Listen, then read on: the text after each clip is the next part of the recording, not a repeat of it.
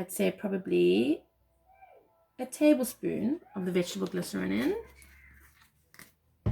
And I'm going to try just a spoon of the corn flour or arrowroot flour.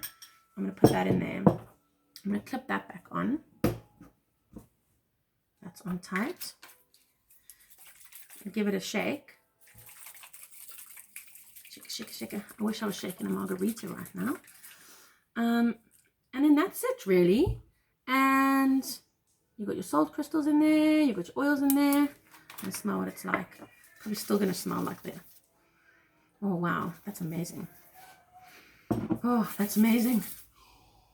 Oh, that's so good. And if you think essential oils, side benefits, no side effects. So when I'm rolling this on, I'm going to be getting this goodness into me, absorbed into me, and giving it off as well. So that was pretty basic and simple. You can get all these ingredients at a health shop.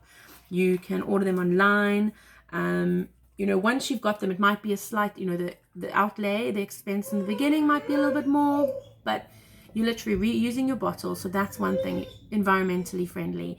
You are you're going to be using these things for a long time, and the oils are incredible, and I mean you can use them for all sorts of things. So once you've got your oils, you're sorted. So don't be scared of doing DIY stuff. It's really simple and easy, and I love doing it. So yeah, I'm going to try this out. I'll probably do a little video in a few days time just to see how it's going.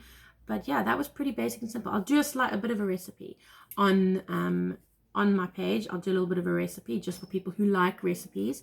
I'm a bit of a throw it all together type person. So thanks for watching for my dogs go mental, and see you soon.